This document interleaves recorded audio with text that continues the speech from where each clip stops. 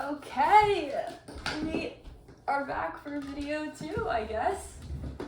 All right. Okay, this time the problem is a bit different. So we are given this drawing on a ramp, and whoopsie daisies. So this is the motion sensor. That's the sensor. And there's a block over here. The distance between, let's see, okay, a block of mass m is projected upward from the bottom with an initial velocity of magnitude v0. The ramp has negligible friction and makes an angle theta with the ground.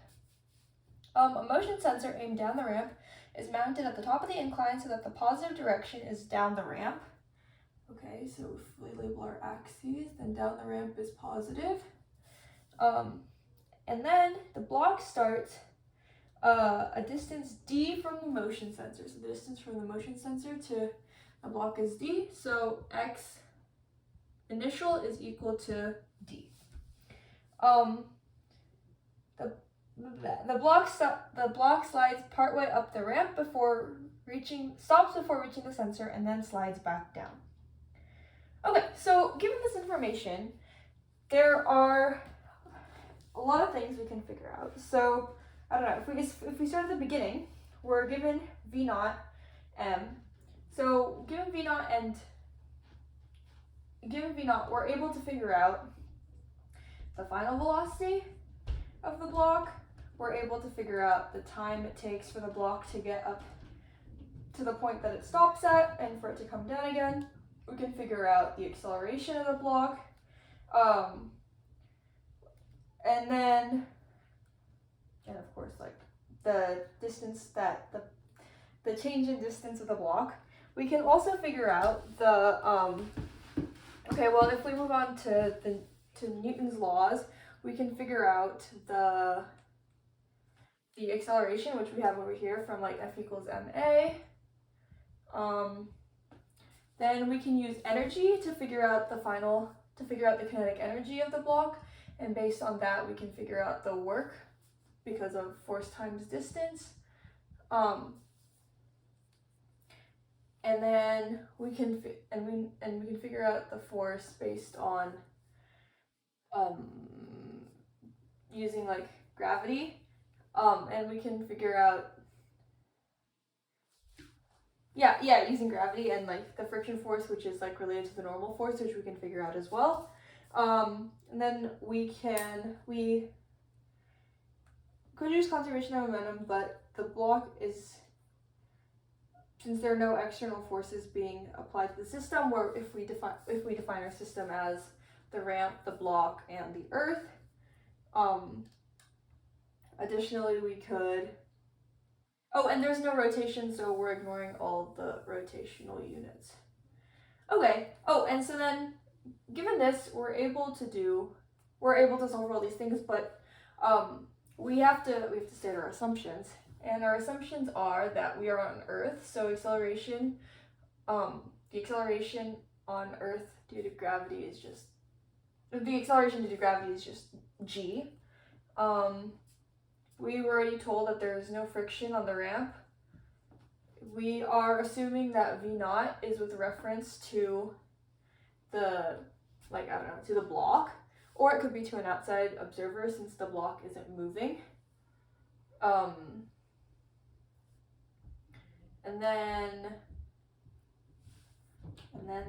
we're ignoring air resistance.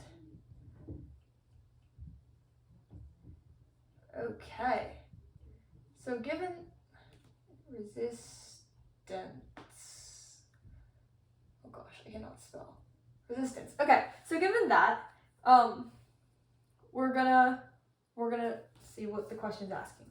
So the first part is, or A, it says, consider the motion of the block at some time t after it has been projected up the ramp. Express your answer in terms of m, d, or like the mass, d, initial velocity time, theta, and physical constants as appropriate. So the first part is determine the acceleration of the block. Okay, so we know we can determine the acceleration using Newton's laws because, I mean, that's the whole point of Newton's second law. So we know that the sum of forces is equal to the mass of the block times its acceleration. And so if we take a look at the block, if we draw a free body diagram of the block, we can see that gravity is acting on it, right? So mg would be the force of gravity, and if we split it up, we can see that along the ramp, since this is equal to theta, this is equal to theta, that this is going to be mg cosine of theta, and along the ramp, it's going to be mg sine of theta. And since there's no friction, there's no frictional force, and so that would be the only force acting on it. So F equals ma is just going to be mg sine of theta, and it's positive since it's going down the ramp, which we define as the positive direction. If we solve for a, then we get that a is equal to g sine of theta. Okay, so that's part 1 of a. Then part 2 asks us to find the velocity of the block. Okay, so since we know that velocity or acceleration is just the derivative of velocity, we can rewrite this above equation as dv over dt is equal to g sine of theta. And since we can multiply both sides by dt, and then we can integrate both sides. And we're going to integrate the left side from v naught to v final, and we're going to integrate the right side from time initial, which is equal to 0, to time final. And so if we do this, and then I'd like to mention that since v naught is going up the ramp, it's actually going in the negative direction, so v naught is just negative the magnitude of, it's negative. It's in the negative direction. And so if we actually take the integral, then we get v minus v naught is equal to g sine of theta t minus 0, since t initial is equal to 0. And if we solve, we get v is equal to v naught plus g sine of theta t. Okay, now, so that's our equation for velocity.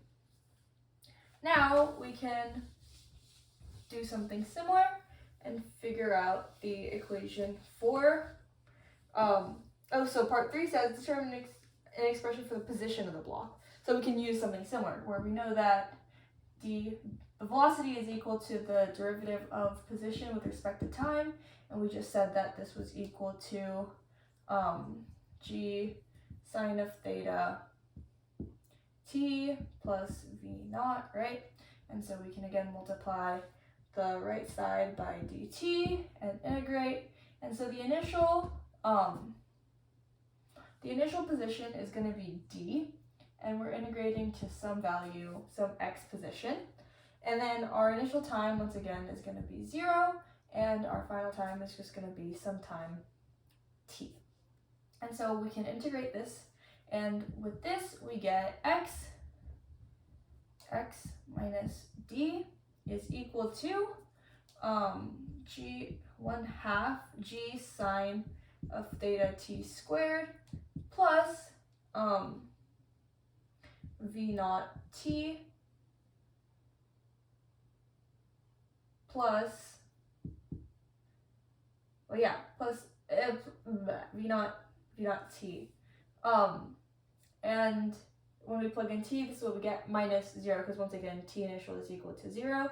And if we solve for x, we get that this is equal to d plus v naught t plus 1/2 g sine of theta t.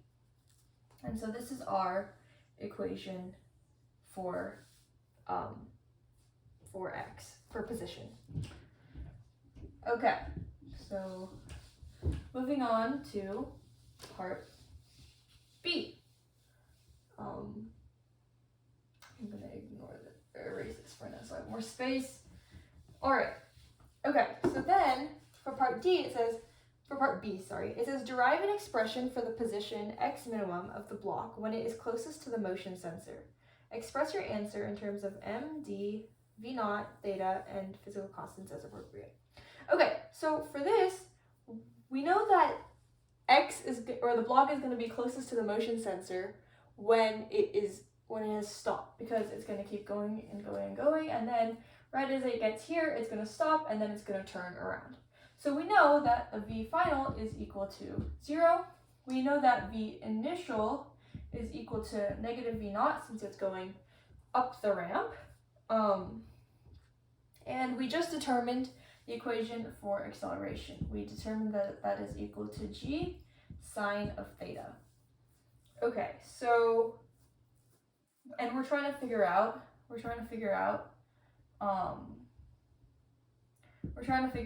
x min.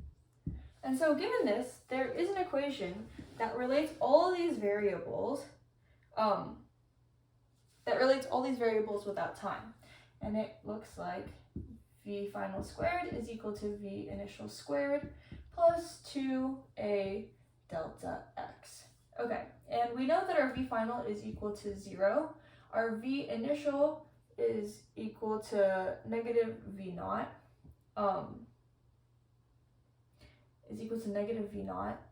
But once it gets squared, it's just going to be v naught, like the magnitude squared. And so we can solve for x. So this is going to be negative v naught squared divided by 2a is equal to delta x. And we're going to sub in for a, which is g sine theta. So this is going to be 2 times g sine of theta is equal to delta x. And delta x, as we know, is just final position minus the initial position, and it's starting at d, right? So this is just going to be d minus v naught squared over 2g sine of theta is equal to the final, is equal to x min, because x min is going to be the final position. Okay. Then we move on to part C.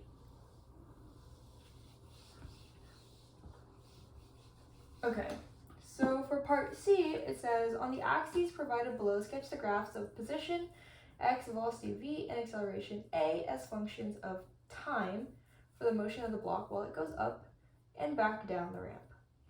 Okay, so let's start with the acceleration graph, because that is the easiest. So this is acceleration and this is time. Okay, so as we derived earlier, a is equal to g sine of theta. And as you can see here, theta stays constant because the angle of the ramp is not changing, and g is also constant. So a is just a constant, and it's going to be the same. And it has a positive value since the acceleration is down the ramp. So we can just draw a line like that to represent a. Now then we can do v. Okay, so for v, we first notice that the block is going up the ramp and it's going in the negative direction. So v is going to be negative at first, and then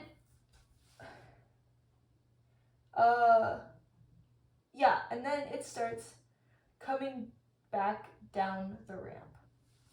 And throughout this whole process, the acceleration is constant, it's always going that way. And since acceleration is the slope of the velocity graph, we know this is just going to be a straight line.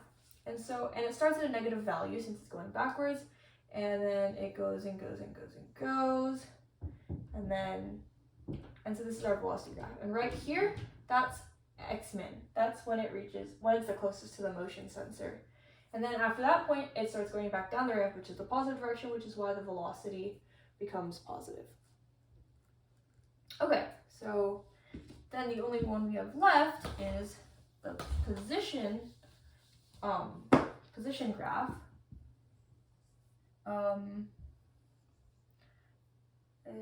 X versus t. Okay, and for position, we're defining this d. We're defining this to be d over here, and we're going to define this is x equals 0. But x never goes, or never gets to x equals 0. So the values of x are always going to be positive. We notice that the block goes backwards. So it starts at d, which is like the furthest away from the motion sensor. So it starts kind of like at a maximum. Then it goes backwards to x min. And then it comes back to, and then it comes back to d. So it does kind of like this thing. But as we noticed over here, the velocity is the block is accelerating. So the position is going to be the block's velocity is going to be increasing. So it's not going to be a straight line.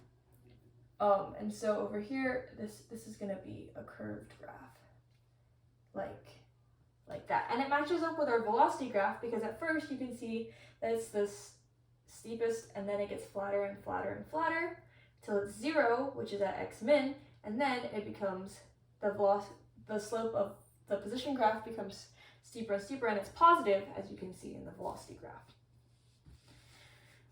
Okay, so that's what those graphs should look like. And then we get to do part D.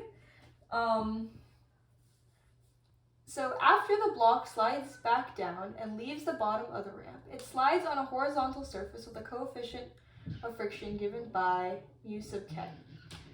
Derive an expression for the distance the block slides before stopping. Okay, so what we can do with this is we can use kinematics, but we can also use energy because,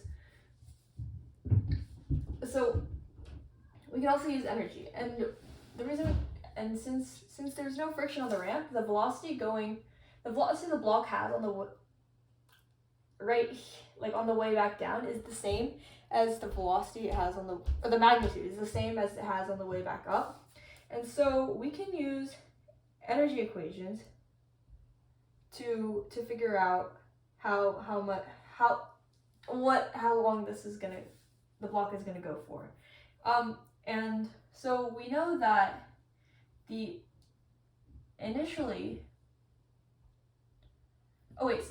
so we know the velocity of the block over here. And then we also know that work is equal to force times distance. And this is in joules. So if we know how many joules of energy it has over here, and we know the force, this force is just going to be friction because that's the only force being applied. Well, there's gravity being applied, but it's not moving the block.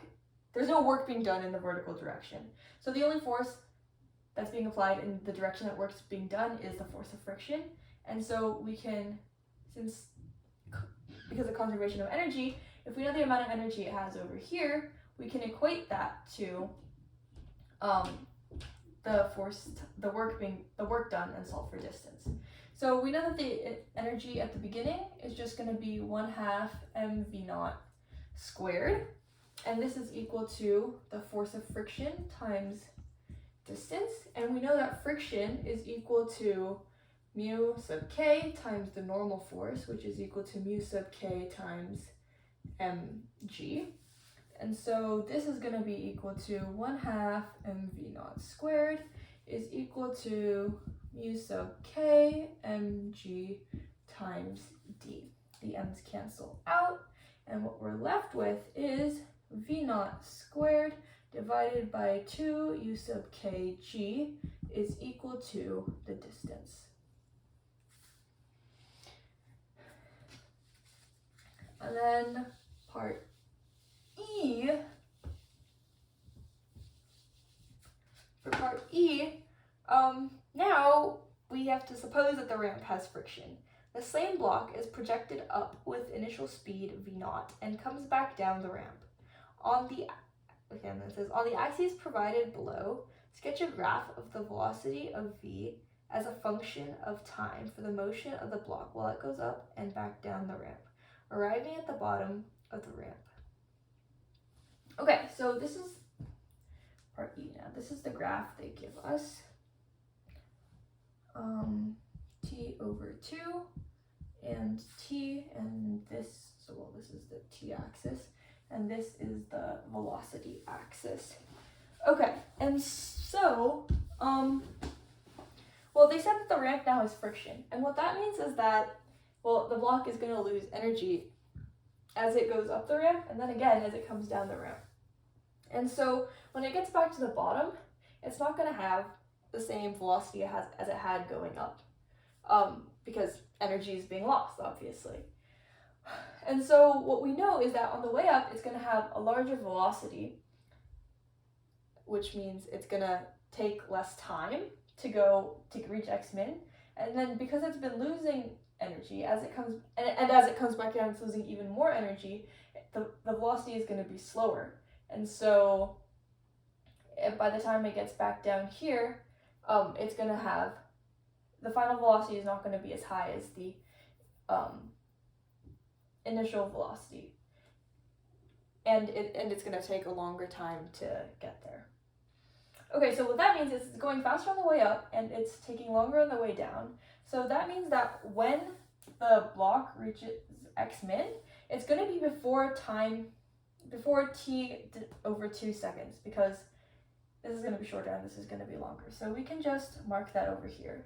The other thing we know is that the final velocity, which is like in the positive direction, so it'll be a positive velocity, is going to have a smaller magnitude than the velocity going up. So this is smaller than this magnitude over here, or the initial velocity. And the initial velocity is negative, once again, because it's going up the ramp. And then we can just connect the lines. And this is our velocity graph. And the reason we know that these are straight lines is, well, as we derived before, we figured out that v is equal to g sine of theta t minus v naught, which is just a linear equation. It's in the form y equals mx plus b. Yeah. And if you want to take a look at why the acceleration is, or the slope is less steep, which is like a representation of the acceleration, you can take a look at the equations. F equals ma, and this time there is more than one force. There's the force, of course, of gravity, which is just mg sine theta, but there's also the force of friction. And on the way up the ramp, friction is opposing motion, so it's going to be down the, like, in the same direction as mg sine theta, which is just uk mg cosine theta.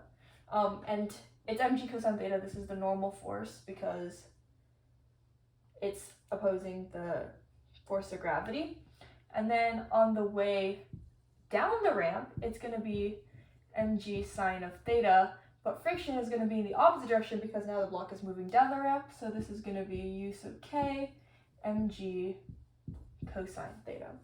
And so if we take a look at that, on the way up, we're going to have